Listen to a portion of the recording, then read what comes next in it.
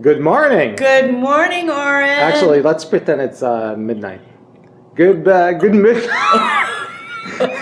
Oh, you got me up for this.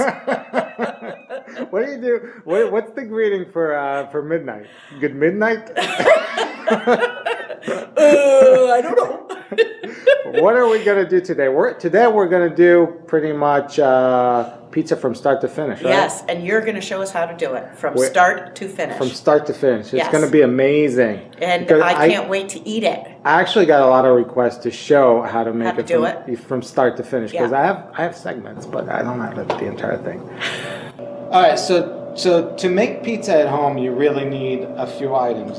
You do need a nice tray. Yep. And you like the perforated?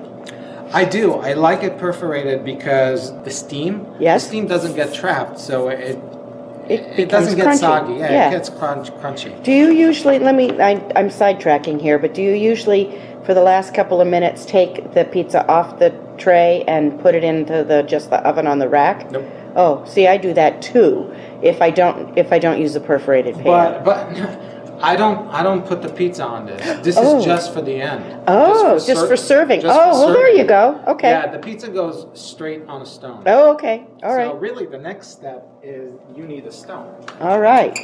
You need a pizza stone. And wow, what happened to that stone? it had good usage to it. It's been well used. Yeah. Okay. Yeah. Do you want to preheat the oven? We will. Oh, okay. We will 40 minutes ahead of time. So Okay. yeah, it's also important to preheat the oven at least 40 minutes on the highest temperature you can get. Wow. Yeah, the highest. Okay. The next item you need is a pizza peel. The pizza peel, I prefer it to be wooden made. As opposed to metal? The metal, yeah. Okay. It just slides better. Okay. The more you use the pizza peel, the more easy it gets conditioned or whatever? condition to slide off. I got you. But to help it slide, you need Some cornmeal? Some cornmeal. Okay. Spread Gotcha. it on this, and the pizza will just slide off. Okay. Now, another tool we need is a cheese grater. Okay. And this is just a microplane. This is the medium, I believe. Okay. Always grate your cheese because grated cheese already they add some stuff so it doesn't Anti-clumping. Yeah. Anti-clumping, and that stuff is just Not good. So I buy my cheese in bulk. Okay. And I cut it into. I buy like a really big piece. And where do you buy a really big piece? Sam's Club. At Sam's? Okay. Or Costco or any of the big stores. Right. Okay. And I had really good success with the Sam's Club brand. Is it full fat, free, partial, low fat? Is it skim? This is not the skim. This is Okay. the full fat. Okay. I cut it into 100-gram pieces. I think this is 200. This is good for 2 pizzas. And I freeze them. Okay. They freeze really well for a long, long time. All you have to do is just thaw them in the refrigerator. And in fact, when they're a little bit frozen, it's easier to grate. Yep. Yep. So don't get them to get them between freezing and refrigerator temperatures so you can grate them easier. All right, and the next step you need is, you really don't need this for the dough. You can make a no-knead dough very easily. Just mix the ingredients for the dough and put them in the fridge. But this doesn't make it easy to create the dough. Okay. So let's get started. All right. Let me come around this way. There we go. All right, so this method really requires no measurement. So we're just gonna go with 1, 2, 3, and as you notice, I'm not doing the scoop and whatever. Right. It doesn't matter. It's not. It doesn't have to be accurate. We're going to add 2.5 teaspoons of dry yeast. Now, is that what's normally in a little packet? Is 2.5 teaspoons? I think it's sure. pretty close to that. Is it? Yeah, I do think so. 1, 2, and like a quarter. Whatever. Okay. Again, measurements on this. It's not, doesn't have to be precise to get a good quality product. Yep. And then a nice tablespoon? Teaspoon? Teaspoon and a half? something like that. Okay. A Again. handful, an orange handful. Again, it doesn't matter. That's okay. That's the beauty of here. And then just mix the ingredients really well. So for this, we'll need 1 tablespoon of honey. Now, if you don't have honey, just add sugar. Okay. So some sort of a sweetener. Yeah, but I like honey. Locally grown, right? Or yes, yes. All right, and now it's the water time. Okay. And what we'll need for this is about a cup and a quarter. But and that's where the measurement doesn't matter, because we're going to notice right away. So you're using warm, regular? What are you using? Cold water. The colder, the better, actually. Really? Yeah. We want slow fermentation. Okay, so you want it to rise slowly. Yes. Okay. So we're going to start the food processor. Okay. And we're going to slowly add the water.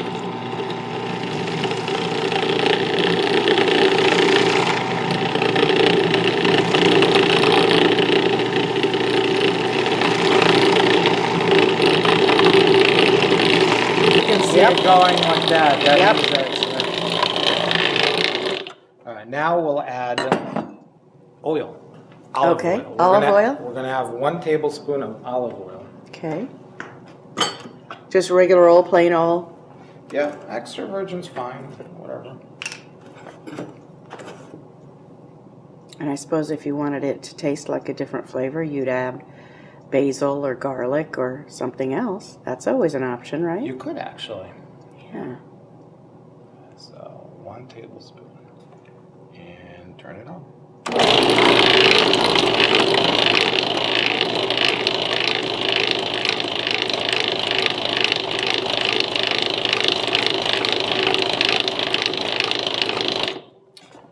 It looks pretty happy. That's basically it. You can check it, and you can see it's moist. Yep. And it sticks. It's not, yeah, but it's not. Sticky. Yeah, it's not sticking to your hands. So at this point, we're going to move it to a bowl. We're going to put some oil on the bottom and spread it around.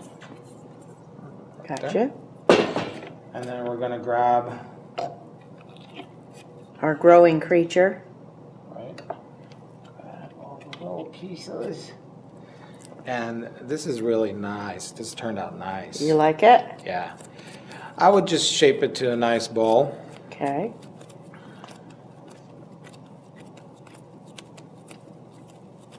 Well, it certainly wasn't a lot of fuss. No, this is like crazy easy. Into the bowl. Into the bowl, just turn him over, get him greased a little bit so he won't stick. And won't dry. And won't dry. We don't want a dry piece. Cover it. Okay. And put it in the refrigerator. Really? For up to 4 days. The second, seriously? Yeah. The second day is the best dough. Okay. I feel that you get the best type of crust. Okay. But after 24 hours, you get pretty good crust. Okay. And up to 4 days, okay. You can use these. So saran wrap on top? Saran wrap on top, right. Okay. This is how it's going to look like after it rises. Okay, so that has been in the fridge for? About 24 hours. Okay. And you just took it out of the fridge? I just took it out. Really, you want to get it to room temperature before you start using it. But there's another step. We need a second rise. Okay. So grab as much as you want portion out of this to make your pizza. And make a bowl out of it and let it rise for the second rise. Okay. So let's do it. So what does every pizza, or actually not every pizza needs it, but every red pizza, I guess. It needs red. And it needs the red. So we need some tomato sauce. Normally, if tomatoes were in season and we had good tomatoes, I would just grab some tomatoes and run them through the food processor, and that's my sauce. Good stuff. If they're good, fresh. Yeah. But since we're not in season, these are the next best thing, and these are whole plum tomatoes, and the brand does matter. This is from Hans. Good stuff. They usually never let me down. Okay. So what we're gonna do, we're gonna mash these. Normally I would either use like an immersion blender or some other type of way to shred it. But if you really like it chunky, and sometimes I do, then you just mash it too, and we're gonna have nice pieces of tomatoes in the sauce. So no garlic goes in there? No. You know, we can add some garlic, but this is just your basic how to do a basic sauce. Yeah. This is not. I have other videos out there that I showed how to make sauce, but this is just a basic sauce right now. We just want to reduce this. Got some bay leaves? I may. Let me take a look. Next step, cheese grating. My thumb rule is for cheese is about 100 grams of mozzarella cheese. And how much is 100 grams in real life? Like a half a cup, 3/4 of a cup, a cup? I would say it's about a cup, yeah. Okay. Maybe less. Okay. Well, we can always measure it after we've But grated frankly, after a while, you just don't start measuring. You just grate. Whatever looks right to you is what you use. Yeah, but this is going to give you a nice indication. First time you're making pizza is how much you really need to put on the pizza, because putting too much makes it's not good. And putting too little, I mean, it's okay to put a little less, but only if you're cheese intolerant. Right. All right, so let's grate. And I really like this product, this microplane. See, I would use my regular microplane, which is the same hole. But yours is very thin. Mine is skinny, yes. Skinny. But your piece of cheese is pretty skinny. I know. Oh, look, there's a lump. Can I have the lump? Sure. Enjoy. So that's really for 2 pizzas. At least. At least. Okay. Now, let's see here. Here's our dough again. Here's our dough. We're gonna... Do you want a little flour or not? Yes.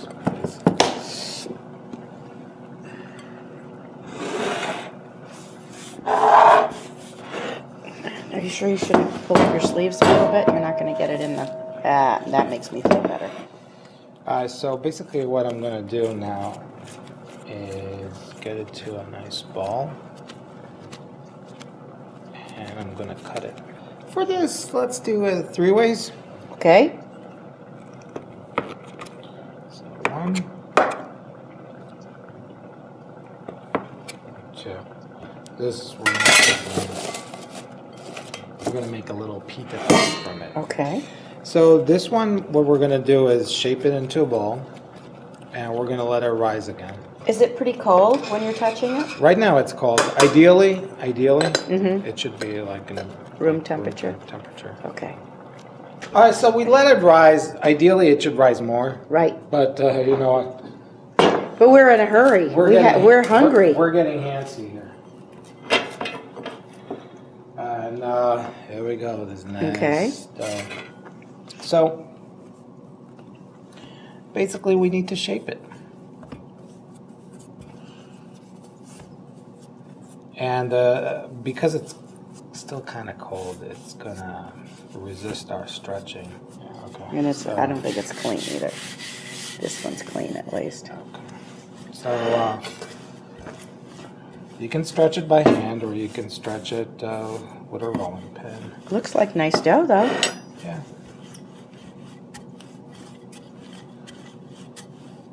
And you see, it's still cold. That's why it's. Stretch it, and the thing just snaps back. So what we're going to do, we're going to let it sit here. Okay. On the counter. and let it get to a good temperature. Okay. This is what you should do at home if this happens too. Just let it rest, and it's going to relax and not snap back together. Okay. All right, so we're going to give it a second try here.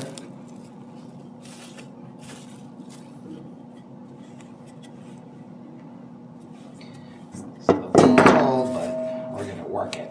We're going to work it. So how big are you going to try and make this? We're going to make it as big as possible.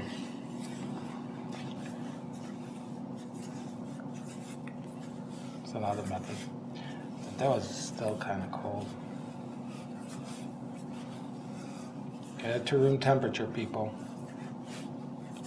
Get it to room temperature.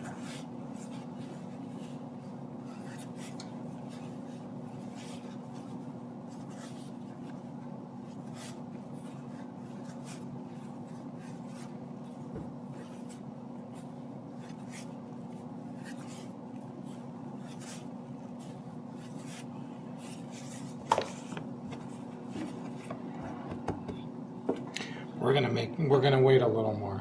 Okay. We let it rest a little more, and now we're gonna stretch it. And I pretty much stretch it as far as I can before I get holes on it. Ah, so super thin. Super thin. I like it super thin. Now at this point, we're gonna construct the pie on the pail. So we'll put some cornmeal on the pail because otherwise it's gonna be tough for us to get it off the pail. So these round cornmeals let the pizza slide really easily.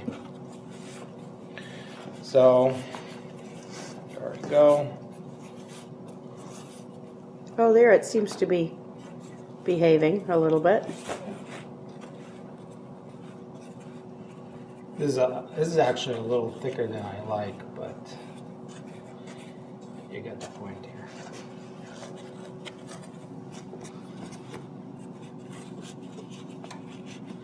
Okay, so at this point we'll put the sauce in on the pizza.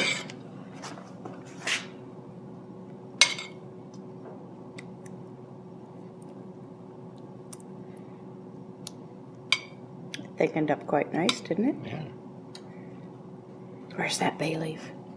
We'll find it, we'll squish it out. Swish it out. Not squish. Squish. So do you like a generous amount of sauce? Or just enough to cover the bottom? Just enough. It depends. That's why I like making pizza, because every pizza is a little different. So now we're doing it this way. Next time we'll do it a little different. Okay. Alright, so this is good. We're going to grate a little bit of Parmesan cheese on top.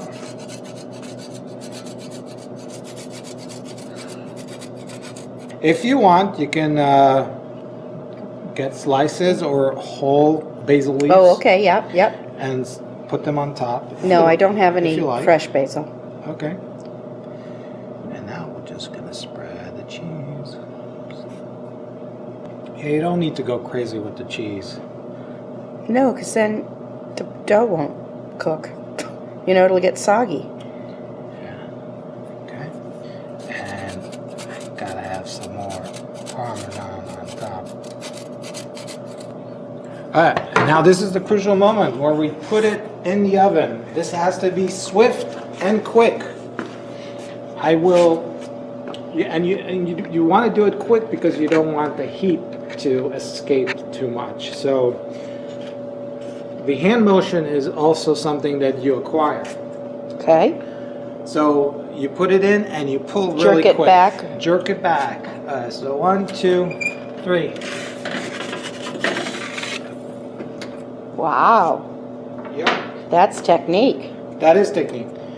Now this is right now at 550 degrees. I would say about 5 minutes. Now tell me what you're looking for in this pizza. It's Ooh, ready. that looks good. Oh yeah.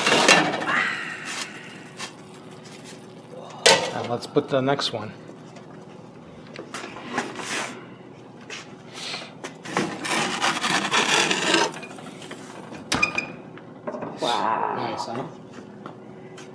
close up. Yeah. Look at that. So this is how it should look like, and let's show on the bottom. On the bottom, I will lift it up. Ah, so it's crispy and browned on the bottom. Very. This is Yummy. like the perfect pizza. All right, so we let it rest for a few minutes, and we're gonna cut into it.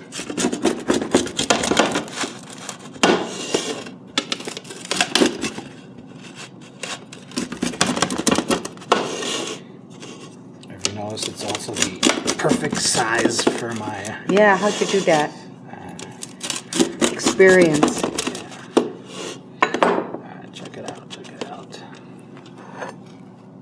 Check this out. Tell me this is not. Look at that bread, is gorgeous. Isn't it? Yes. Look at that. It's aerated, it's everything it should be. Everything you wanted in pizza. All right, so let me get my reaction here.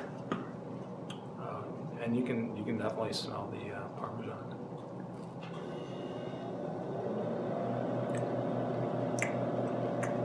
Ooh, hot. Is it hot? Pretty hot. Yeah, 550 degrees, I'd say it is.